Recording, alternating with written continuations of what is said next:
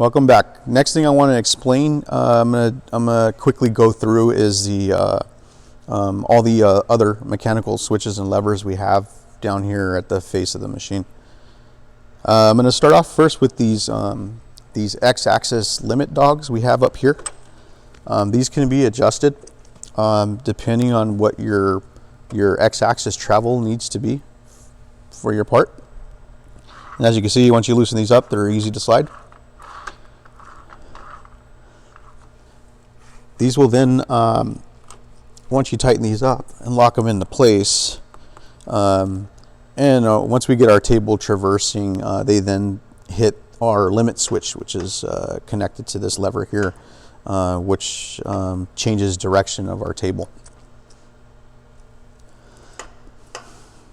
Next up, we have our hydraulic start lever. Make a note that this should always be in the manual position before you start your hydraulics. If it isn't, you'll just get an alarm and the hydraulics won't start up. So you'll make sure that this lever is first in position. Then I will start, as I explained in the last video, the hydraulic switch on the function page. You just switch that on, then your hydraulics will be able to kick in. Next up, we have these two levers here. These help to, these are for our direction change. So when our table changes from left to right as it hits this switch here, you can actually slow down that transition of direction on the left side or the right side, or you can adjust them to just be even and switch back and forth normally. For instance, you can lower one down so that once it gets to one side, it'll take a second before it goes the other direction. And you can adjust those according to your application. Just under that, we have our main table, our traverse speed here. This you can adjust depending on how fast you need the table to move left and right. So the first thing I would do is adjust my switches in, or my dogs in.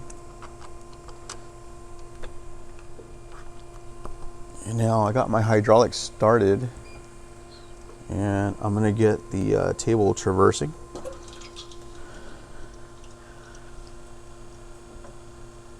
So right now I have it at a speed of like 6. As you go up, you can make the table swing faster or slower. Very slow if you need to.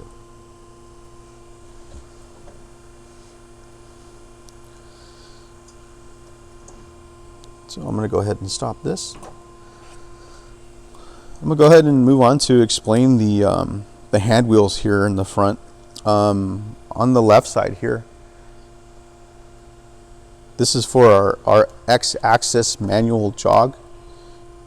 And it has two scales here, and as you can see here, it's a 0.1 inch, or down here it's 0.01, so 100 thou or 10 thou.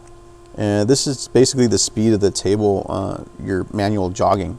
So for instance, I have it set to this scale here, which means each rotation we can, with one rotation, we can move the table 800 thou. If I switch this off,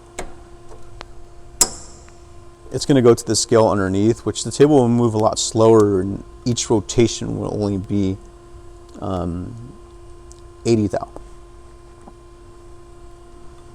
So as you can see, the table can move much slower, or we can get it to move much faster. Okay, so the hand wheel to the right here is going to be for manually jogging in our workhead. So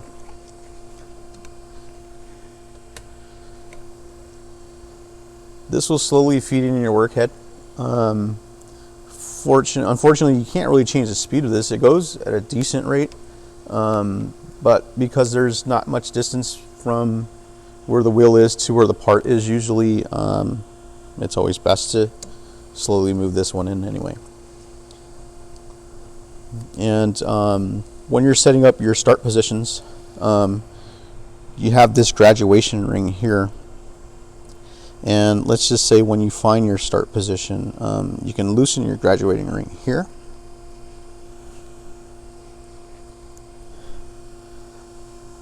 And let's just say that's our start position, and you want to move your graduation ring to 0.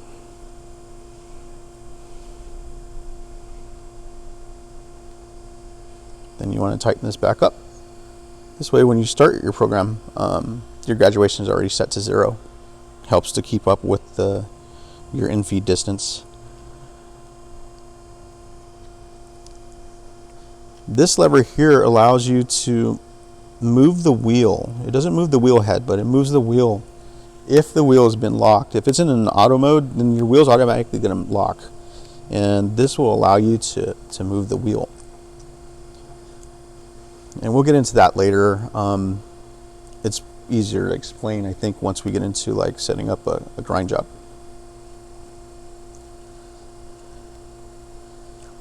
These handles can be folded in for safety.